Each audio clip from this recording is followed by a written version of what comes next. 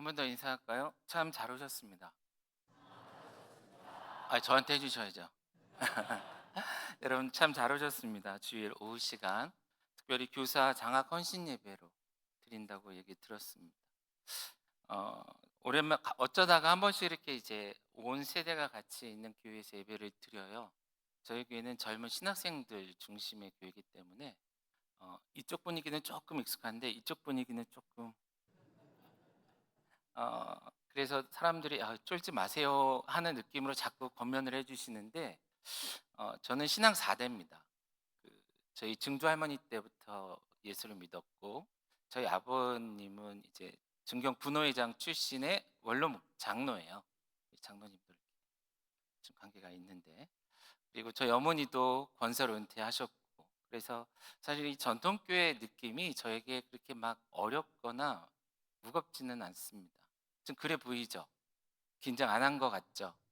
여러분도 긴장 안 하셔도 돼요. 이렇게 편하게 마음 열고 오늘 같이 말씀 나눴으면 좋겠습니다. 누가 교사인가 어느 쪽에 교사가 앉았나 궁금했었는데 아까 특성할 때 보니까 이쪽이었어요. 그죠? 자, 그럼 교사 헌신 예배 설교를 제가 이쪽 보고 하면 될까요? 많이들 이제 헌신 예배를 생각하면 현역 교사 혹은 어떤 주체들에 대한 생각만 하기 쉽죠. 그러나 잘 생각해 보십시오. 어찌 보면 현재 그 직분을 섬기는 분들에게도 중요한 예배죠. 헌신을 다짐하지만 그러나 조금만 확장하고 넓혀서 생각해 보면 그 헌신 예배 매 순간순간마다 우리 모두의 헌신이 필요한 시간 아닐까요? 이해가 안 되시는 것 같아서 가르치는 입장에서 자 선생의 주로 하는 일은 뭐죠? 교사는 뭐 하는 거예요? 가르치는 거죠. 자 그러면 학생은요? 배우는 겁니다. 그럼 학생의 입장에서 교사를 생각해 보시죠. 그럼 학생의 입장에서 교사는 어떤 사람입니까? 또 가르친다고 하시면 틀린 답인 거고 학생은 뭐 한댔어요? 배운댔죠. 그죠? 그러면 학생의 입장에서 교사는 배움을 주는 사람이죠. 배움을 배움이 일어나도록 도와주는 사람인 것입니다. 자, 이것을 좀 우리에게 익숙한 표현들을 쓴다면 배울 것이 있는 저 사람 보니까 참 배울 게 있어. 그럼 그 사람은 잠재적으로 나의 뭐가 될 확률이 높아요? 스승, 교사가 될 수 있는 사람일 확률이 높습니다. 그렇죠? 자, 교회선 직분으로 교사다라고 이야기했지만 그러면 교사가 아닌 여러분들, 교사로 지금 이미 은퇴하셨거나 혹은 그냥 일반 성도로 살아가는 여러분들은 배움을 줄 수 없는 사람인가요? 잘 모르시겠어요? 한번 옆 사람한테 물어보세요. 당신 하긴 배울 게 없어요. 나 쳐다보지만 난 널 가르쳐 줄 게 아무것도 없어. 한번 해보시겠어요? 기분이 나쁘면 왠지 기분이 나쁜데 이러면 여러분 아직은 가르칠 게 있는 사람인 거죠. 근데 지금 우리가 가르친다는 것이 학교에서 어떤 어려운 걸 가르치는 게 아니잖아요. 그렇죠? 제가 신앙 4대라고 말씀을 드린 이유는 그렇다면 저희 집안 나름의 뭐가 있어요? 신앙의 흐름이라는 게 있지 않겠어요? 그래서 부모가 자녀에게 형제가 형제끼리 주고받을 수 있는 신앙적인 이야기가 있을 것입니다. 예배 직전에 장로님들의 얘기를 들었어요. 안동에는 통합측 교회가 많다고 그래요. 합동측 교회는 작고 적고 숫자가 적고 그렇다고 해서 우리가 이 안동 지역에 있는 사람들에게 배움을 줄 수 있는 것이 하나도 없을까요? 그런 건 아니죠. 교회가 크고 작고 오래되고 혹은 짧고 그 역사가 그것은 아닌 거예요. 우리에게 누군가에게 줄 수 있는 것이 있고 특별히 배움, 가르침을 줄 수 있는 것이 있다면 여전히 우리는 교사일 수 있는 것이죠. 물론 우리가 무엇인가를 또한 배워야 할 필요가 있다면 여전히 학생일 수 있는 것입니다. 그렇다면 이 자리 한번 서로를 보시죠. 이 자리는 우리 모두는 여전히 배울 것이 있습니까? 네, 배울 것이 있으니까 앉아 계시는 거예요. 자, 여러분들은 배울 게 있는 거죠. 또한 여러분들은 가르칠 수 있습니까? 네, 가르칠 수 있습니다. 이따 설교하면서도 한 번 더 얘기하겠지만 여전히 우리에게는 누군가에게 도움을, 누군가에게 배움을 가르칠 수 있는 능력과 무엇인가가 있는 사람들인 것이죠. 그렇게 본다면 주 앞에서 우리 또한 교사인 것입니다. 교사의 직분을 이미 내려놓고 은퇴했을지 모르나 여전히 우리는 교사로 누군가를 섬기는 자로 살아가야 하는 것이죠. 그런 우리가 함께 모여 예배하는 것, 그런 우리가 함께 모여 헌신을 다짐하는 시간이 이 시간이지 않을까요? 여기서 아멘 한번 하셨으면 좋을 뻔했어요. 자, 그런 시간이 아닐까요? 이렇게 교육 효과가 일어나잖아요. 예. 그렇다면 우리 모두가 이 시간 이들만이 아니라 이곳에 있는 특성한 교사들만이 아니라 교육위원장이 이끄는 어떤 이런 게 아니라 우리 모두가 하나님 앞에서 여전히 세상을 향해 또한 서로를 향해 무엇인가를 가르칠 수 있는 교사입니다. 교사됨을 가지고 고백하며 헌신을 다짐하는 우리가 되었으면, 자, 준비하세요. 좋겠습니다. 네, 잘하셨습니다. 자, 그러면 이제 교사로서 어떤 헌신, 어떤 모습으로 살아갈 것인가, 이런 것들에 대해서 고민을 해야 되는데, 여러분, 무엇인가를 배울 때 가장 좋은 방법은 뭐죠? 그 영역의 대가에게 배우는 것이죠. 음식을 잘하는 사람이 있으면 가장 잘한다는 사람에게 가서 배우는 거 아니겠어요? 제가 이제 안동을 잘 몰라요. 근데 가끔 귀농하시는 분들 있지 않을까요? 없나요? 안동만 소외되진 않았을 것 같은데. 도시에서 살다가 귀농해가지고 뭔가를 하려고 그러면, 자, 오랫동안 농사 지신 분들 어떠세요? 답답하죠? 답답하죠? 도와주고 싶죠? 그리고 그 사람에게 어떤 도움을 준다면 뭐라고 그래요? 이 동네에 당신의 문제를 해결할 사람이 있어. 누구에게 찾아가 봐. 이렇게 얘기하지 않아요? 대부분 그 누구는 그 지역의 그 영역의 대가일 겁니다. 맞습니까? 그렇다면 우리가 교사됨을 얘기할 때 진정한 대가는 누구시죠? 교육의 대가, 교사의 대가 예수님인 것이죠. 오늘 말씀을 통해 교육의 교사의 대가이시며 원조이신 예수님에 대해서, 예수님의 교사됨에 대해서 우리가 함께 생각해 보고, 더 나아가 그 모습, 그 예수님의 사역을 통해, 예수님의 솔루션을 통해 이 시대에 우리가 어떤 교사로 살아내면 좋을지 생각해 보고 다짐하고 기도할 수 있는 오늘 오후 되었으면 좋겠습니다. 자, 오늘 우리가 읽은 말씀 보시면 35절입니다. 9장 35절 말씀 띄우실 수 있으면 띄워주셔서 좋고요. 예. 한번 같이 읽어볼까요? 시작. 예수께서 모든 도시와 마을에 두루 다니사 가르치시며 천국 복음을 전파하시며 모든 병과 모든 약한 것을 고치시니라. 아멘.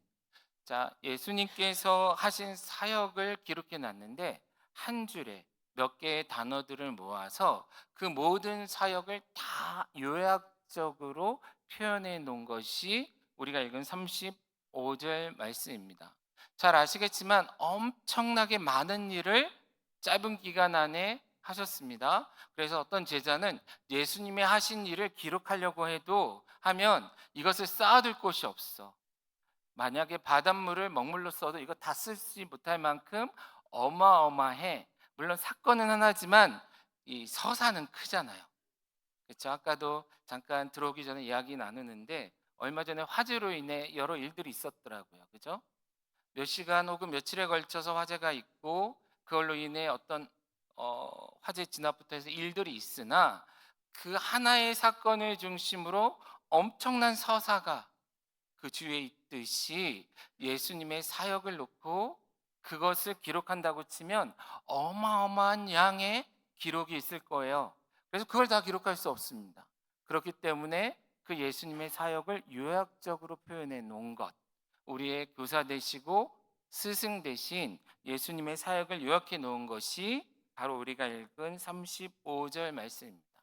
이 35절 말씀의 이 주요 내용들을 바탕으로 먼저 우리가 어떤 교사로 살아가야 될지에 대해서 잠깐 점검했으면 좋겠습니다. 그러실 거죠? 참고로 말씀드리면 새로울 건 없습니다. 여러분 정도 신앙생활 하시면 그렇게 아주 새로울 건 없는 거예요. 오히려 중요한 것을 잃어버리지 않도록 노력하셔야 되는 거죠. 제 말이 이해하시죠? 그렇다면 너무 당연한 이것을 예수님의 이 사역을 통해서 다시금 점검하고 다시 많은 시간 됐으면 좋겠다라는 거예요. 먼저 예수님은 어떻게 사역하셨는가? 자, 모든 도시와 마을에 두루 다니셨습니다. 여러분, 두루 다니다, 찾아다니는 교사셨다라는 거예요. 저도 이제 교회 학교 사역을 한 적이 있고 꽤 오랫동안 그런 일을 해왔습니다. 그리고 제가 학교에서 가르치는 과목 중에 하나가 교회 학교에 관련된 과목입니다. 그러다 보니 끊임없이 고민하고, 또 저희 교회의 사역팀 안에는 건강한 교육 사역팀이라는 팀이 있어요. 주로 작은 교회, 교사가 없거나 적거나, 그래서 효과적인 교육이 이루어질 수 없는 교회를 컨설팅하거나 코칭하거나, 때로는 같이 모아서 혹은 찾아가서, 오늘도 우리 한 사역자가 지역에 있는 한 교회를 방문해서 교사들, 그 교회에 있는 교사들과 함께 교육을 하고 돌아왔는데, 자, 왜 우리가 이렇게 사역하는가? 예수님도 찾아다니셨다라는 거예요. 그런데 제가 오랜 시간 사역하다 보면 교사분들의 많은 변명 혹은 핑계 중에 하나가 오지 않아요라는 거예요. 난 다 준비했지. 어제 밤늦게까지 성경 공부할 것도 준비했고, 애들 주려고 선물도 준비했고, 간식도 준비했는데 애들이 오지 않았어요. 그럼 어떻게 하죠? 그래서 아무것도 못했죠. 그리고 한 주가 지나가니 그 다음 주 걸 또 해야 되죠. 이런 일이 우리는 반복돼요. 그러다가 오늘날처럼 지역사회 안에 젊은이들이 줄어들고 아이들이 많지 않은 시대가 되니 교회 학교는 힘을 잃을 수밖에 없죠. 이렇게 좋은 건물을 지어놓고, 이렇게 좋은 교육 환경을 마련해 놓고, 이렇게 훌륭한 교사들이 가르칠 준비가 다 되어 있는데, 자, 식당으로 얘기하면 모든 준비 다 끝났는데 뭐가 없어요? 손님이 없는 거예요. 모든 준비 다 끝내놨는데 학생들이, 아이들이, 배우겠다고 오는 사람들이 없는 거죠. 그러면 어떻게 하냐라는 거예요. 근데 우리 스승 대신, 우리의 교사 대신 예수님은 어떻게 하셨습니까? 찾아다니셨다라는 거예요.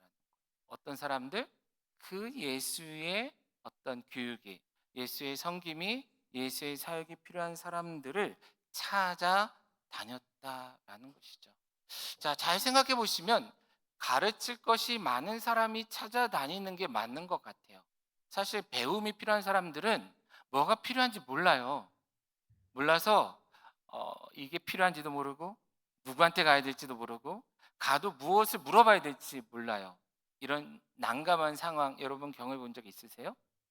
주로 아는 사람이 찾아가 주는 거 아니에요? 여러분, 동네 어떤 일이 터졌다고 생각해 보세요. 막 이야기가 돌잖아요. 그죠? 그 얘기를 내가 들었어. 근데 생각해 보니 내가 아는 누구는 못 들었을 것 같아요. 그럼 어떻게 하세요? 그분이 찾아올 때까지 기다려요? 아니죠.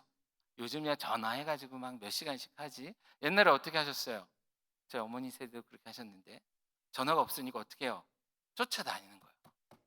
노크를 해. 그리고 어떻게 해? 문 열자마자 막 밀고 들어가서 앉아가지고 뭐라 그래요?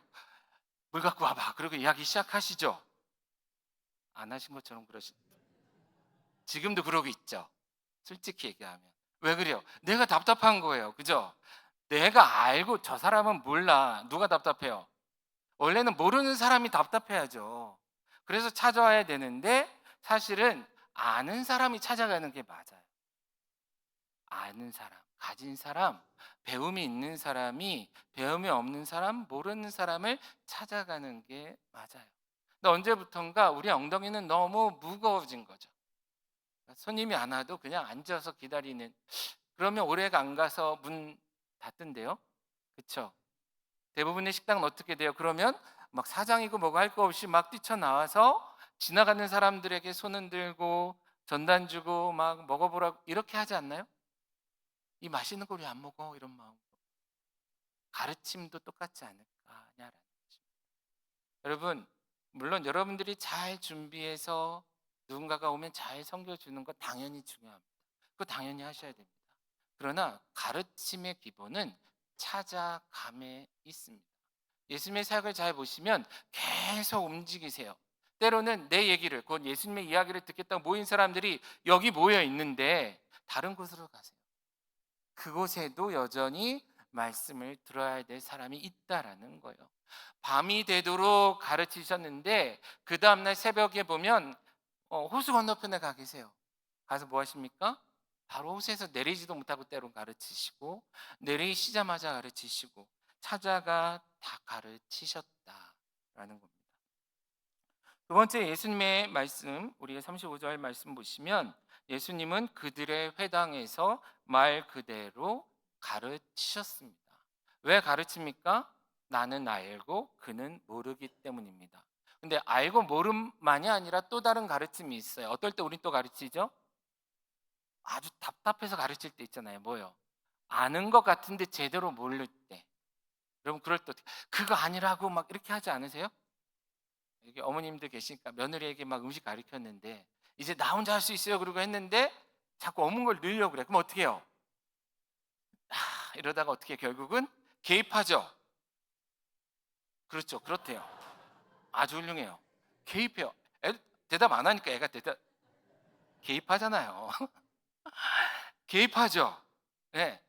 모르는 것을 알게 하는 것, 때로는 제대로 알지 못하는 것을 제대로 알게 하는 것이 교육의 아주 기본입니다. 가르침인 것이에요. 예수님께서 교육하실 때고 가르치실 때에 예수님이 가르치시는 말씀을 아예 몰랐던 사람은 대부분 적습니다. 대부분의 사람들은 들어본 적이 있는 말씀이에요.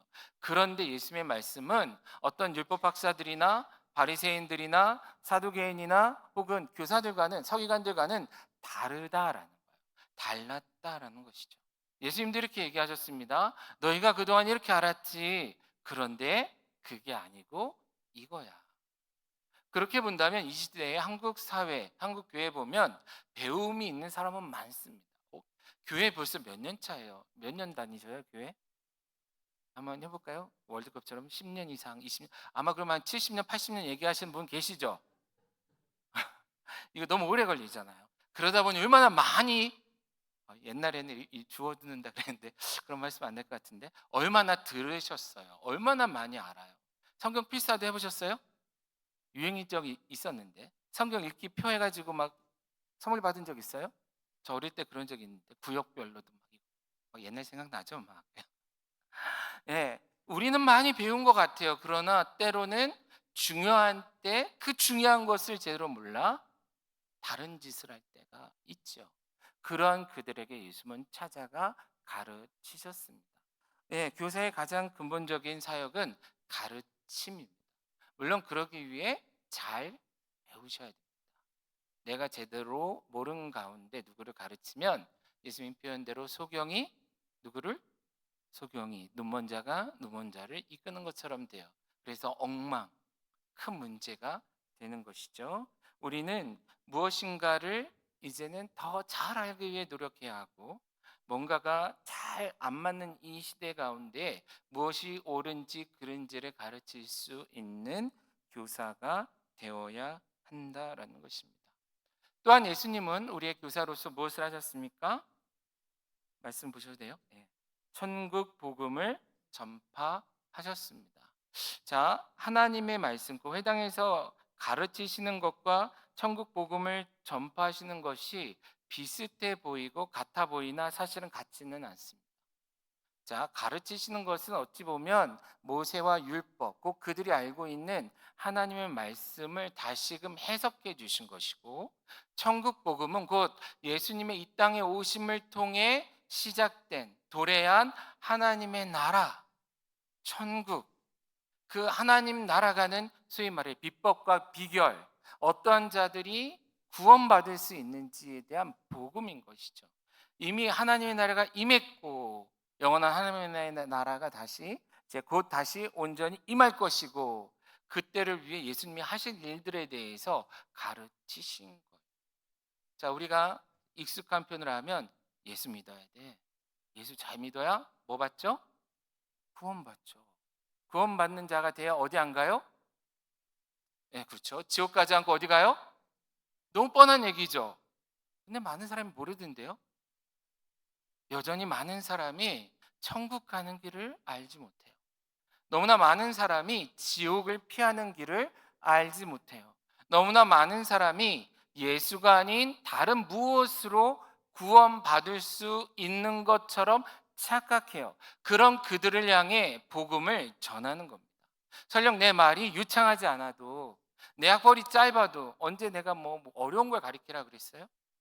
성경에 있는 그것, 예수 구원, 예수 생명을 가르치는 겁니다. 며칠 전에 미국에 생활하고 있는 제 조카들이 이제 저희 집을 방문했어요. 저희 집이 아니고 저희 부모님 집을 방문했어요. 오랜만에. 저희 아버님은 88세, 옛날 나이로 한 86세 정도 되시는데, 이게 애들이 미국에서 태어나고 자란 애들이라 한국말이 많이 서툴어요. 이렇게 얘기하다 보면 자기가 한국말을 하는지 영어를 하는지 헷갈려 하더라고요. 그런데 이렇게 집에 잠깐 밥 먹기 위해 갔는데, 안방에서 뭐라 하는 소리가 들리는데, 할아버지가 두 손지를 앉혀놓고 얘기를 하는 거예요. 미국에서 나고 자란. 다른 건 모르겠고, 니네가 약사가 되든 뭐가 됐든 뭐 돈을 많이 벌고 다 모르겠고, 니네 예수 잘 믿어야 돼. 니네 하나님 말씀 읽고 믿고 살아야 돼. 그래야 구원받아. 할아버지는 다른 거 없어. 이거 하나야. 이 얘기를 계속 얘기하는 거예요. 잔소리처럼. 그리고 이제 이 아이들을 데리고 제 공항에 데려다 줬는데, 차에서 무슨 얘기를 했니 하고 이제 엄마랑 뭐 이렇게 얘기했을 거 아니에요. 할아버지가 나보고 예수 잘 믿으라고 그렇게 얘기하셨어. 네, 그런 거죠. 그런 거예요. 예수 믿고 구원받는. 그걸로 본다면 우리 이제 올드 세대라는 얘기도 했었는데, 우리 오비들이 할 얘기가 정말 많죠. 여러분, 인생에 예수 믿고 구원받은, 예수 믿고 새로운 변화를 경험한 사람들의 예가 많지 않으세요? 그것을 가르치셔야 돼요. 저희 목회자들도 세대 구분이 나기 시작했습니다. 저희는 그런 부모 세대의 신앙을 보고 자랐고, 그런 부모 세대의 교회 분위기의 끝자락에서 신학을 하고 목회를 배운 사람들인데, 이 시대의 많은 젊은 신학생들은 그것을 알지 못하는 세대예요. 어떤 면에서 지식으로 혹은 어떤 프로그램과 시스템으로 신학과 사역을 배운 친구들이 생각보다 많습니다. 물론 잘해요. 찬양도 잘하고 말씀도 잘 전하고. 근데 뭐가 없어요? 네, 그 하나님 나라의 서사가 없어요. 하나님 나라의 이야기가 적어요. 자신의 삶에도 또한 내가 보고 들은 것도 적죠. 미안하지만 여러분, 주님 나라 가시기 전에 여러분 인생의 귀한 하나님과의 만남의 이야기들은 전해 주셔야 되는 것입니다. 그리고 그 끝은 반드시 그러므로 예수를 믿고 구원받는 자가 되라. 그거 외에 다른 길은 없다. 이것을 예수님도 가르쳐 주신 것이죠. 복음을 전하신 것입니다. 특별히 교사 선생님들 때가 있습니다. 보니까 아이들이 들어야 될 때가 있어요. 그리고 그 때를 놓치면 굉장히 더디던데요. 그럼 경험해 보셨죠, 어머님 아버님들? 그렇지 않아요? 그때 놓치지 말고 주의 복음을 잘 전하셨으면 좋겠습니다. 그리고 마지막으로 무엇을 하셨습니까? 예, 자, 모든 병과 모든 약한 것을 고치셨다. 주로 질병과 관련된 일을 하신 것이 맞습니다. 왜 그렇죠? 예수님께 온 사람들이 맨 뭐만 가지고 왔어요? 아프다는 소리만 했어요. 예, 요즘 어르신들도 모이시면 계속 어디가 안 좋아 그러면서 약 얘기 많이 하시는데, 그때도 환자가 많았나 봐요. 귀신 들린 자, 병자들. 한 단어로 얘기하면 필요입니다. 그 사람들의 필요를 돌보셨다. 그들의 필요를 채우셨다는 거예요. 무엇을 해주기를 원하니? 했을 때 보기를 원합니다. 보게 해주신 거예요. 걷기를 원합니다. 걷게 해주신 겁니다. 필요를 채워주시는 겁니다. 여러분, 교사의 일을 한 단어로 줄인다면 결국 학생의 필요를 채우는 것입니다. 오지 못한다면 찾아가 주는 것이고, 모르면 가르쳐 주는 거예요. 복음을 모르기 때문에 복음을 전파해 주는 것입니다. 그 외에 그의 인생에, 그의 삶에 무엇인가 필요가 있다면 그 필요를 채워주는 거예요. 채울 능력이 생길 때까지. 자, 그렇다면 어, 우리 모든 성도들, 아까 얘기했죠, 교사됨 얘기했죠. 아직 우리는 교사로서 쓸모가 있습니까? 있어요, 없어요? 쑥스러우세요? 자, 여러분 쓸모가 있습니까? 없습니까? 쓸모가 있습니다. 왜요? 여러분 눈에 보여요? 안 보여요? 필요한 거. 집에 들어가면 내가 해줄 수 있는 일이 보여요? 안 보여요? 안 보이세요? 안과를 가셔야 되는데. 자녀들을 혹은 손지들을 보면 해주고 싶은 얘기가 있어요? 없어요? 있죠. 여러분의 눈엔 여전히 필요가 보이실걸요?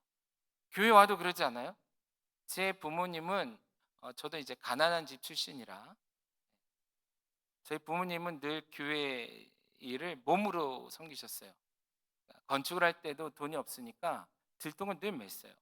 그러니까 제가 학교 끝나고 저희 교회도 건축을 했었는데 학교 끝나고 일이 그 건축 현장에 가서 새참 얻어먹고 노는 거였는데 지금 생각해 보니 천만다행이죠. 제가 그 나이여서. 20대만 됐어도 저도 들통에 어려서 모래사장 펴놓고 이렇게 막 옛날에 막 소변 넣고 이렇게 함정 만들고 안 해보셨나? 이런 추억이 없으시구나. 이런 거 하고 놀았는데 지금 돌아 생각해 보니 우리 부모 세대는 배운 게 적고 가진 게 적어서 몸으로 섬긴 거예요. 그런데 지금도 그러시더라고요. 지금도 교회만 가면 그냥 루틴이 있어요. 화분에 물은 뭐 쓰레기는 또 누가 불은 그러니까 뭐가 그렇게 많이 보이나 몰라요. 저는 안 보이는. 여전히 필요한 것이 보이죠. 그렇죠? 필요한 것을 채우는 것이 예수님의 사역이었습니다. 필요한 것을 채우기 위해 노력하는 것이 교사의 일이었다라는 거예요. 그러므로 여전히 우리는 교사로 예수님의 제자로 살아낼 수 있는 것입니다. 나이가 많아도 배운 것이 많지 않아도 가진 것이 많지 않아도 그렇다라는 거예요. 그러므로 일단 여기까지 한번 정리해 보시죠. 예수님은 우리에게 어떤 본을 보이셨다고요?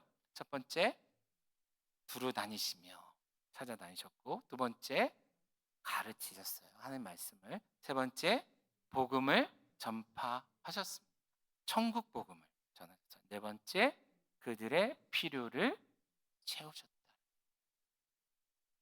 그런 교사로 사역하고 계십니까? 그런 교사로 사역하셨었나요? 늦은 때는 없습니다. 다시금 0점을 조절해서 그렇게 하기 시작하는 것이죠. 뿐만 아니라 그 뒤에 36절 이하의 말씀을 보면 그런 일을 하셨음에도 불구하고 여전히 예수님의 마음에 불편함이 있는 것을 우리가 볼 수 있습니다. 왜 그래요? 쉬지 않고 그렇게 열심히 일하셨는데 여전히 많은 이들이 예수를 필요로 한다라. 가르쳐도 가르쳐도 끝이 없고 복음을 전해도 여전히 천국 복음을 모르는 자들이 내 앞에 예수님 앞에 다가오고 여전히 많은 이들이 저 좀 도와주십시오 하면서 여러 모양으로 나아가고 있는 그들이 있더라라는 것이죠. 그런 그들을 보며 예수님은 안타까워 하셨습니다. 자, 예수님 시대에 그렇게 많은 이들이 예수님 앞에 나아왔다라는 거예요. 한번 생각해 보시죠. 이 시대는 어떻습니까? 그런 사람이 있습니까? 없습니까? 많습니까? 적습니까? 자, 20년 전과 비교했을 때 동문교회 주일학교 아이들의 수는 늘었습니까? 적어졌습니까? 그건 뭐 물어볼 필요 없죠. 오래된 교회치고 아이들이 는 교회 거의 없을 겁니다. 그렇죠? 안동 지역의 젊은이들은요, 어린 아이들은 당연히 줄어들었죠. 그게 걱정이에요, 그죠? 딜레마죠. 그러면 교사가 필요 없습니까? 학생이 없으니 교사가 필요 없습니까? 아이 수가 줄면 교사들이 할 일이 없어지나요? 옛날에 어머니들은 아이들 많이 낳아서 기르셨죠. 5 이상 낳아 기르신 분 계세요? 여기는 굉장히 현대화되셨었네요. 제가 어릴 때만 해도 집에 5명이 있는 집 많았는데 3 이상 낳아서 기르셨나요? 자, 요즘 애 하나 낳아 기르는 집을 보면 어떠세요? 애 5 키우는 게 쉬워 보여요? 하나 키우는 게 쉬워 보여요? 물론 뭐 생각하기 따라 다르죠. 근데 그때는 그냥 막 정신없이 살다 보니까 애들이 컸죠. 근데 요즘은 애 하나 키우는 것도 어렵죠. 그럼 애들이 적어졌으면 할 일이 줄어든 거 더 들어야 되잖아요. 그죠? 그렇지 않던데요. 할 일은 더 많지 않아요? 그리고 여전히 이 지역의 복음화율은 올라가고 있습니까? 적어들고 있습니까? 학교에 한 반 아이들 중에 교회 다니는 애들, 예수 믿는 애들 몇 명이나 되죠? 무슨 얘기입니까? 교사인 우리들이 교회 안뿐만 아니라 우리 주위를 바라본다면 여전히 교사로서 가르쳐야 될 대상이 많다라는. 교사가 필요 없다라는 건 학생이 없다라는 뜻이 되는데, 여기서 학생이란 뜻은 학생이 다 배웠기 때문에 더 이상 선생에게 배울 필요가 없다라고 얘기하는 학생을 얘기하는 겁니다. 이해하셨어요? 한 명의 학생이라도 이 아이가, 이 사람이 아직 배울 것이 있다면 여전히 교사는 필요하고 교사는 그 일을 해야만 하는 것이고, 만약에 이 지역 안에, 이 교회 안에 이제 더 이상 교회가 필요 없어, 죄송합니다, 교사가 필요 없다고 얘기하려면 더 이상 배울 게 없는 아이들로, 사람들로 꽉 차야 되는 거예요. 그런데 하는 짓들, 제가 이런 얘기할 때는 일부러 하는 거예요. 오해하지 마세요. 하는 행동들을 보세요. 배운 티가 잘 안 나죠. 예수 믿는 티가 잘 안 나요. 여전히 우리는 할 일이 많이 있습니다. 예수님께서는 많은 사람들을 보면서 뭐라고 얘기하셨어요? 그들을 보시고 불쌍히 여기시니 이는 그들이 목자 없는 양과 같이 고생하며 기진하더라. 이 시대 이 시대를 살아가는 우리들을 바라보면 주님 뭐라고 그러실까요? 같은 표현 쓰시지 않을까요? 하나님 없이 살아가는 인생이 참 고단하지 않습니까? 우리가 믿음이 뜨거웠을 때 오히려 덜 피곤하지 않으셨어요? 우리 어머니들은 정말 새벽부터 밤늦게까지 일하셨잖아요. 그런데 그 다음 날에도 일찍 일어나서 나가서 열심히 일하셨잖아요. 오히려 찬양하면서. 근데 오늘날은 그렇게까지 힘들지 않은 삶을 사는데 희한하게 더 피곤하고 힘들지 않으세요? 하나님 없이 사는 삶이 훨씬 고돼요. 제가 보니까 그래요. 짧은 인생이지만. 왜 그런가 하고 생각해 봤는데, 온 세상의 이치가 하나님의 창조 원리를 따라 이루어져 가고 있다면, 하나님의 창조 원리를, 하나님의 지식을 알지 못하는 가운데 이 세상을 살아가는 것이 얼마나 힘들겠느냐라는 거예요. 귀농하신 분들이 농사 짓는 게 쉽겠어요? 모르니까. 모르니까 얼마나 힘들어요. 알아가니까 쉬워지죠. 이 시대에 우리의 피곤함은 어찌 보면 하나님을 떠난 자들의 숙명 아닐까요? 우리 아이들도 그렇게 살아갈 수밖에 없지 않을까요? 그런 아이들, 그런 우리의 다음 세대들에게 이제 우리는 주님의 마음으로 다가가야 되지 않겠냐라는 것입니다. 다시 한번 말씀드립니다. 하나님 없이 이 세상을 살아가는 인생, 생각보다 훨씬 더 고됩니다. 그것은 여러분들이 뉴스를 켜서 이야기들을 계속 들어보시면 합니다. 전 세계에 일어나는 많은 일들을 보시면 합니다. 하나님 없이 살아가는 자들이 어떤 일들을 경험하고 어떤 짓들을 하고 살아가는지 한번 보시라라는 거예요. 그들에게 정말로 필요한 것은 하나님 뜻을 따라 살아가는, 주의 복음을 들고 나아가 가르칠 수 있는 교사들이 필요한 것 아닐까요? 그러한 자 중에 하나로 우리 한 사람을 부르신 것입니다. 그리고 이 37절에 보시면 예수님은 뭐라 그래요? 그런 상황 속에 한 번 더 한탄하시죠. 이렇게나 추수할 것은 많은데 뭐가 없다? 추수할 일꾼은 없다.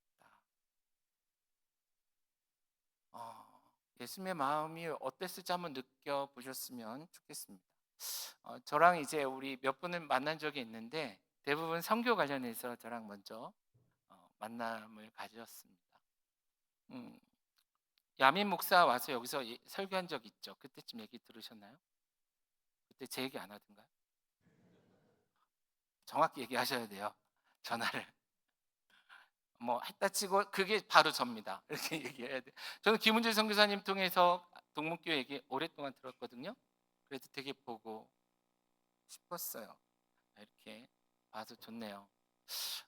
야민 목사가 공부 마치고 베트남에 들어간 지 한 2년 조금 넘었습니다. 그리고 그때를 기점으로 2년 정도 기간 동안 저희가 계속해서 베트남 선교 사역을 감당하고 있습니다. 그리고 그 와중에 그 과정 속에 우리 동문교회 이제 선교위원들도 오셨던 걸로 제가 기억합니다. 제가 그 출입국 기록을 한번 찾아봤어요. 여권에 도장 찍히는 거 있잖아요. 2년 동안 20번 이상이 찍혔습니다. 제발 저 놀러 갔다고 얘기하지 마세요. 여러분 같은 곳 20번 놀러 가면 재미없는 거 아시죠? 쌀국수도 한 번, 두 번 먹을 때 맛있지 갈 때마다 계속 다른 게 없는 거 아시죠? 20번 이상을 제가 방문했습니다. 되게 많은, 굉장히 많은, 정말 사역 고수잖아요. 제가 그 목회학 박사거든요. 이래봬도 헬로우 하면서 이게 영어 미국에서 공부했거든요. 자, 목회학 박사예요. 그러니까 그런 데 가서 농담이고요. 그런 제가 가서 봐도 할 일이 너무 많은 거예요. 진짜 너무 많아요. 그리고 죄송하지만 김은주 선교사님이 T예요, T. 계속 질문해요. 그런데 또 울기도 잘해요. 그런데 목사님 막 울어요. 목사님들을 위해, 아이들을 위해 막 올 여름에도 뭐 할까 하냐고 계속 울어요. 질문하고 울면요 사람 미치는 거예요. 그죠? 일은 잔뜩 주고 울어요. 그래? 그럼 어떻게 해요? 목사님 와서 도와주셔야 돼. 그래 또 가고 간 것이죠. 근데 가서 봤더니 정말 그래요. 너무 많아서 줄여서 럼동 지역에 집중하고 있는 거예요. 그 중에서도 깜북교회에 먼저 모델을 만들려고 지금 준비하고 있었던 것이죠. 그런데 제가 왜 그렇게까지 가서 사역하냐고 누군가가 안 물어보는데 좀 물어보세요. 묻는다면 저는 이렇게 얘기할 것 같아요. 그곳의 상황이 응급 상황이기 때문에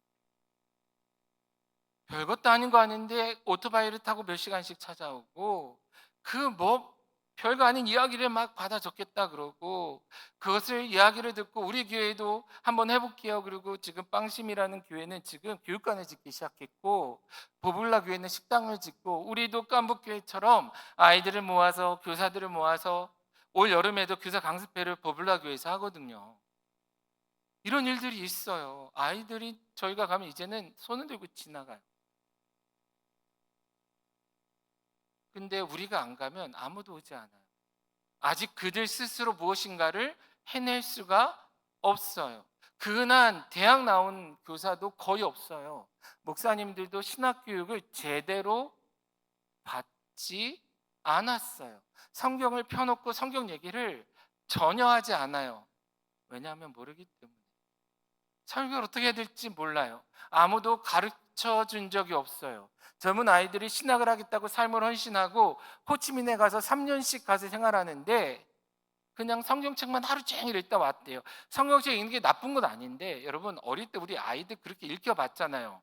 나중에 교회에 대한 죄송합니다. 많이 떠났어요. 제 친구들이 다 떠나서 제가 알아요. 그렇게 되지 않는 거 알잖아요. 무엇 하나 제대로 가르쳐 주지 않은 거예요. 제가 신학교 1학년 때 배운 그 내용을 가르쳐도 그들은 이렇게 들어요. 이런 게 있냐고 물어봐요. 올 여름에도 저희가 사역을 위해 교사 강습회를 하고 지역 교회들을 찾아다니려고 그랬는데 지역 정부의 변화들로 인해서 저희가 못 가게 됐어요. 그래서 영상을 찍는 법을 가르쳐 줬어요. 올 여름 사역을 위해 성경 공부를 설교를 율동을 이렇게 하라 그걸 찍으라 했더니 그걸 찍어요. 밤이 새도록 찍어요. 나중에 링크 보내드릴게요. 한번 전달해 주시죠.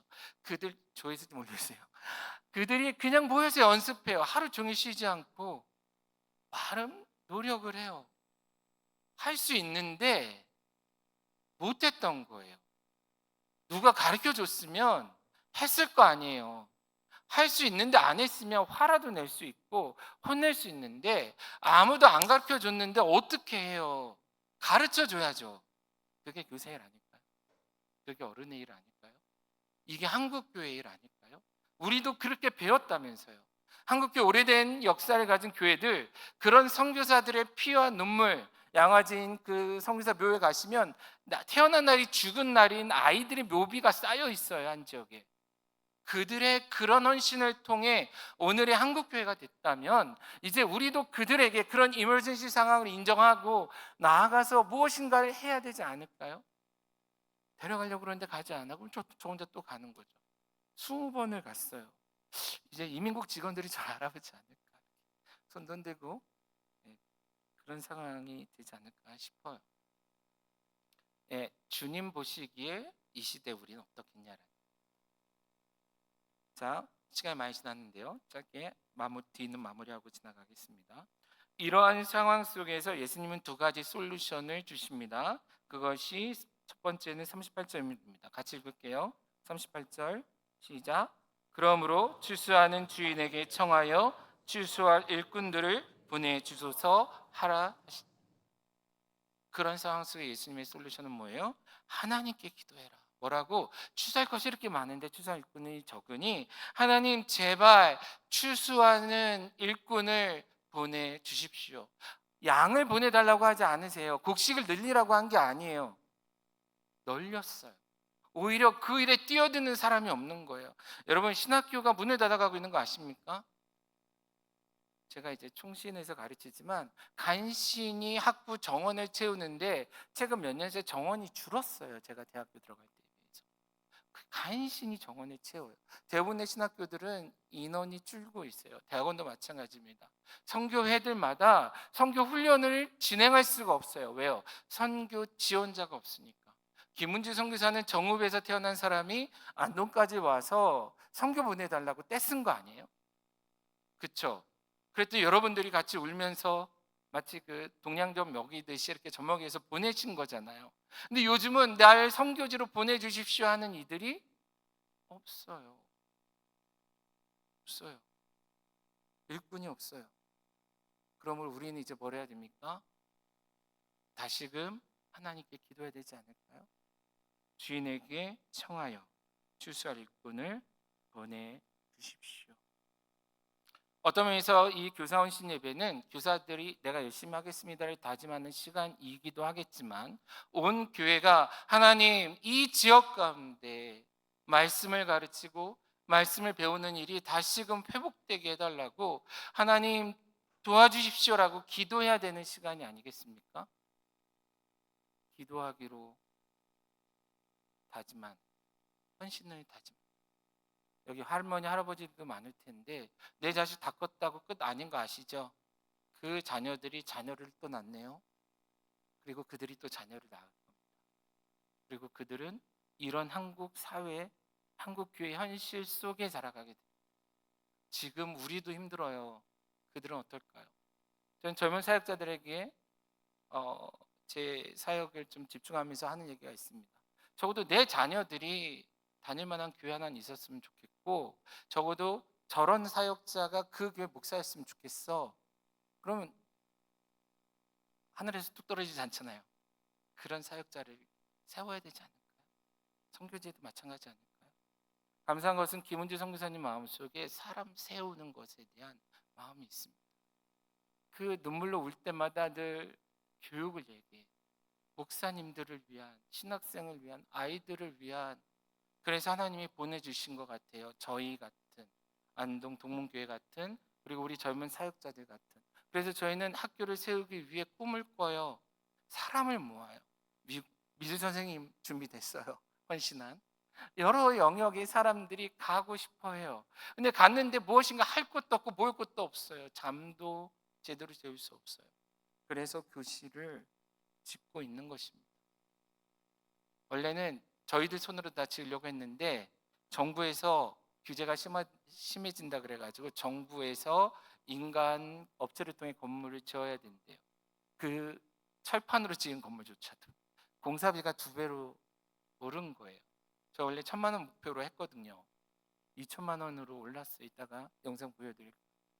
안 할 수가 없어요. 더 미룰 수가 없어요. 제가 20번 이상 갔는데 이 상황에서 아무것도 할 수 없다면 이제는 우리가 힘을 잃고 뒤로 철수해야 되는데 이제는 더 모아서 더 집중력 있게 가르쳐야 되지 않을까요? 우리 부모 세대들이 자녀를 교육하기 위해 우리들이 빚을 져가면서 애쓰고 수고하여 아이들을 키워 대학에 보내 우글탑 같은 걸 세운 것처럼 이제는 선교제도 주의 복음이 전거되게 하기 위해 하나님 예수님의 가르침이 이루어지게 하기 위해 무엇인가 해야 되지 않겠냐라는 것입니다. 그리고 마지막으로 10장 11절에 보면 예수님께서 그 솔루션으로 사람들을 세우십니다. 예수님 혼자 할 수 없기 때문에 또한 해서도 미래를 보면 안 되잖아요. 12명의 제자를 세우셨습니다. 그 12명의 제자들을 통해 예수님은 그 일을 해 가십니다. 재미있는 것은 1절 말씀해 보시면 예수님은 처음에 그들에게 더러운 귀신을 쫓아내며 모든 병과 모든 약한 것을 고치는 권능을 주셨습니다. 사람들의 피로를 채우는 것부터 주셨어요. 근데 아직은 가르치는 권위나 복음 전하는 것은 아직 주지 않았어요. 왜일까요? 왜일까요? 아직 배우지 않았으니까. 그들은 가르칠 능력이 아직은 없었죠. 예수를 믿고 지금 따르는 중이지. 그런데 재밌는 것은 예수의 공동체가, 시간이 없어서 그냥 넘어가겠습니다. 예수의 공동체가 나중에 한번 깨집니다. 아시죠? 예수님이 잡혀가실 때 예수 제자 공동체가 한번 깨졌어요. 다 흩어졌어요. 사실 기능을 상실한 거죠. 주를 위해 내가 죽겠습니다 했는데 예수님 버리고 도망갔고, 베드로는 3번이나 부인한 거 아시죠? 이미 이 제자 공동체가 끝난 것 같은데 예수님은 이런 예수의 제자들을 다시 갈릴리로 부르셔요. 부활 이후에 예수님이 승천하신 것은 예루살렘 쪽인 건 아실 거고, 갈릴리 산으로 부르셔요. 아마도 그 산이 어찌 보면 제자들을 처음 부르셨던 그 산이지 않을까, 그런 생각을 해봐요. 근데 그 산에서 예수님은 뭐라고 말씀하시냐면, 그것이 28장 18절 이하의 말씀입니다. 여러분들이 선교 명령으로만 알고 계시는데 그건 오늘날 우리가 선교를 하면서 강조한 것이지, 실제 제자들에게 너희가 배운 것을 가지고 이제 나아가 나처럼 가르치라 하며 주신 말씀이 이 말씀입니다. 대위인령이죠. 대사명. 뭡니까? 예수께서 나와 말씀하여 이르시되 하늘과 땅의 모든 권세를 내게 주셨으니 그러므로 너희는 가서 모든 족속을 제자로 삼아 아버지와 아들과 성령의 이름으로 세례를 베풀고 내가 너희에게 분부한 모든 것을 가르쳐 지키게 하라. 처음엔 가르칠 능력도, 그러니까 지키게 할 능력도 없었는데 예수님과 함께한 시간들을 통해 그들은 배운 거죠. 예수님의 말씀을 배웠고 천국 복음을 배운 거예요. 죽으시고 부활하신 예수를 그들은 만난 거죠. 증인이 된 거예요. 그러므로 이제 나아가서 필요만 채우는 게 아니에요. 선교는 필요만 채우는 게 아니에요. 가난하니까 먹을 걸 주고 부족하니까 기술을 가르치고만이 아니에요. 아프니까 병원만 지어주는 게 아니라 이제는 우리가 배웠으니, 한국교회도 이제는 배울 만큼 배웠으니 가서 가르쳐야죠. 주의 복음을 가르쳐야죠. 그러지 않을까요? 안타깝게도 많은 사람들이 뭔가를 지어주고 끝내요. 여러분, 지어주는 것 자체가 끝이 아니에요. 저희도 건물만 짓고 교실만 짓고 아무것도 안 할 거였으면 하지 않아요. 제가 제일 싫어하는 게 그거라니까요. 저희 아버지가 일생에 가장 부끄러움을 느끼실 때는 제 모교회가 건축할 때였어요. 제 아버지보다 헌신하지 않던 많은 성도들이 제 아버지보다 많은 헌금을 한 것을 얻기 힘주는 것을 어쩔 수 없이 참아야만 했어요. 그래서 저희 교회는 건물도 없고 아무것도 없어요. 지금 앞으로도 그런 계획은 없어요. 만약에 한다면 정말 필요해야 돼요. 정말로 이것이 필요하기 때문에 그러면 할 거예요 라고 생각하고 산 사람. 그래서 성교사님을 통해서 뭐 한다 할 때 하지 말라고 늘 했어요. 아니야, 지금 그럴 돈 없어. 근데 지금은 제가 교실을 지어야 되겠다고 얘기를 했어요. 여러분, 진짜 그들을 한번 보셔야 돼요. 10시간 비를 뚫고 오토바이 타고 와서 그 자리에 앉아 있는 그들, 집에 돌아가는 길에 차가 고장나서 폭우 속에 차가 고쳐지기만을 기다리는 그들, 고장난 오토바이를 부둥켜 안고 몇 시간씩 고치고 있는 그들, 그럼에도 불구하고 내년에 또 올게요, 다음에 또 올게요 하면서, 그리고 이제는 와서 도와주세요 하는 그들을 여러분 보셔야 돼요. 그리고 제가 이 목사님들이나 이들이 좀 안쓰러운 거예요. 교회 바닥에 재우는 게. 그래서 득종 아시죠? 득종이 호텔을 얻어갖고 재워드린 적이 있어요. 그랬더니 목사님들 뭐라 그러냐면 그냥 교회에서 그냥 자면 안 돼요? 멀기만 하고 힘들어요. 그런데 여러분 쉽지 않아요. 저는 못 자는 환경.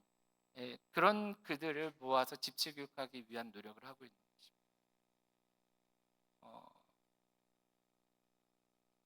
교육해야 하지 않을까요? 여러분들의 자녀들을 위해 뭔가를 하셔야 되지 않을까요? 그런 마음으로 오늘 이 자리에 왔습니다. 영상 하나를 보여드리고 설교를 마무리하겠습니다. 조금 오래 시간이 지났는데 이해하세요. 제가 또 언제 오겠습니까? 제가 내려온 시간보다 여러분들이 앉아있는 시간이 짧은 거 아시죠? 제가 이제 끝나고 올라갈 시간이 더 긴 거 아시죠? 조금만 참으세요. 제가 급히 영상을 하나 만들었는데 요청해서 사실은 여러분들을 위해 만든 건 아니었습니다. 저희 작은 교회 네트워크 있어요. 베트남 선교를 같이 하고 있는. 소위 말해 야민 전도사 그 신학생 시절에 생활비를 지원하려는데 저희 교회 힘으로 할 수 없는 거예요, 매달. 그래서 작은 교회 두세 교회를 제가 이렇게 꼬드겨 가지고 동양젓을 먹였어요. 심청이 아빠처럼. 그 교회들이 이제 연합으로 기도회를 하는데 다 작은 교회들이죠. 근데 거기에 이제 우리가 하고 있는 베트남에 이루어지고 있는 일을 보여주고 같이 기도해 달라고 부탁하려고 영상을 제작을 시켰는데 또 때마침 제가 오늘 여기도 오고 또 이왕이면 여러분들과 함께 그 기도 제목을 나누고 싶어서 목사님과 장로님들께 부탁을 드렸습니다. 오늘 아침에 편집이 끝났습니다. 그러니까 그 동시 개봉 아시죠? 근데 여긴 동시 개봉이 아니고 지금 이 작품은 여러분이 뭐라 그래요? 그거 처음 하는 걸 뭐라 그래요? 시사회. 그래도 김은재 선교사님 파송한 교회에서 저희 교회 성도도 못 봤습니다. 저만 봤습니다. 제 아내랑 같이 이렇게 피드백 주면서 여러분들이 처음 기도 제목을 받으시는 분입니다. 어떤 재정적 부담을 가지라고 하는 게 아니에요. 아까도 장로님 얘기 들었는데 많은 일을 하시는 것 같아요. 동문교회가 산불 난 부분도 도와야지 캄보디아 알고 있어요. 저도 알죠. 어떤 여러분들에게 부담이 아니라 적어도 여러분들의 기도부터 시작돼야 되지 않을까요? 안타까운 거 영상 보시면 한국말로 기도 제목을 나눠서 저희 편이라면 그 야미 목사잖아요. 야미 목사 마네킹처럼 앉아 있어요. 근데 너무 귀여워요. 너무 귀엽다 하면 안 되는데 나이도 많은데 너무 아름답습니다. 함께 동역하고 있습니다. 기도 제목 같이 나누시고 제가 기도하고 설교를 마치겠습니다. 준비됐을까요?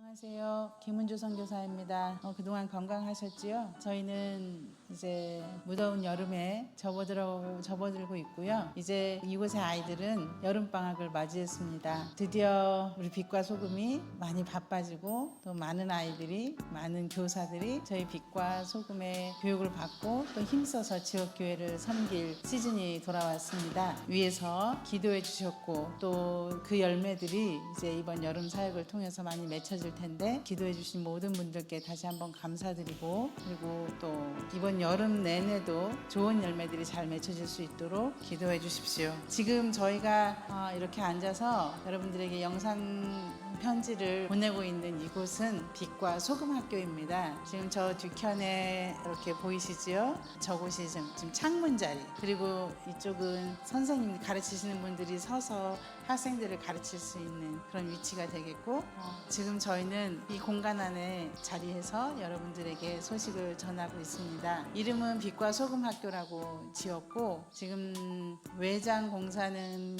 마쳐졌고 이제 문과 창문을 달 것이고 지붕과 벽 사이에 있는 빈 공간들을 채울 거고 바닥 공사를 할 예정입니다. 그러고도 이제 많은 남은 부분들이 있는데 그 일을 위해서 기도해 주십시오. 특별히 저희 빛과 소금 학교 여러분들 많이 들어보셨죠? 빛과 소금 학교는 우리가 지난 2, 3년간에 걸쳐서 교사 교육을 쭉 해왔는데 그렇게 지역교회의 교사들을 교육하고 그 교사들이 지역교회를 잘 섬길 수 있는 좋은 크리스찬으로 건강한 크리스찬으로 성장해가는 것을 저희의 교육으로 삼고 있습니다. 그들이 잘 교육을 받고 그들의 교회를 여러 모양으로 섬기고 특별히 교회 안에 있는 우리의 꿈나무들, 교회의 미래인, 유초등부, 청소년, 청년들을 교육할 것입니다. 그들이 곧 우리 교회의 미래이고 또 우리가 말하는 다음 세대들이죠. 우리 빛과 소금 학교는 그 다음 세대들을 위해서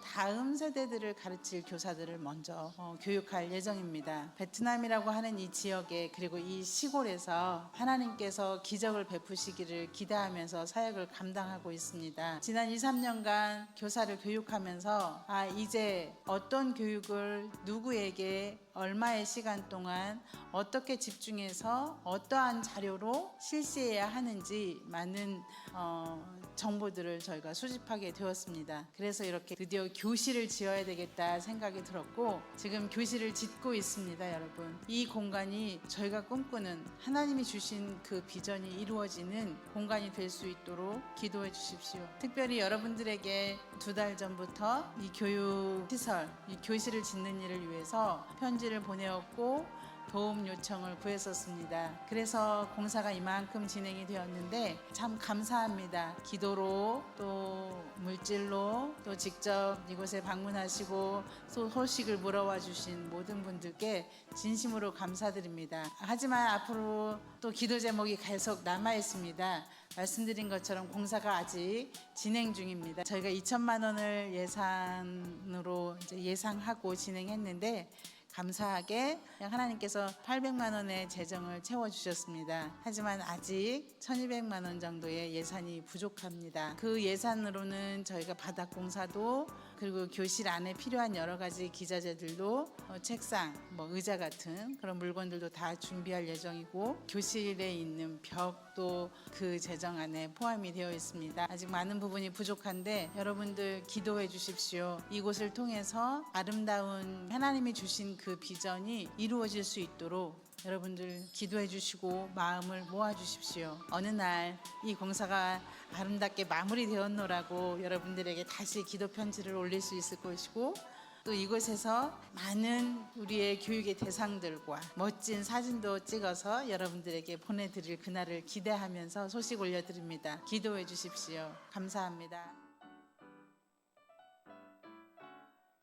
끝났는데 박수 안 치시네. 그 부분에 좀 표현이 이상한 거는 저희가 이제 직접 하려고 그랬댔잖아요. 그래서 예산이 작게 잡았는데 공사업체에서는 그 돈으로는 이렇게 지붕은 하나 천장 마무리는 해줄 수 없다.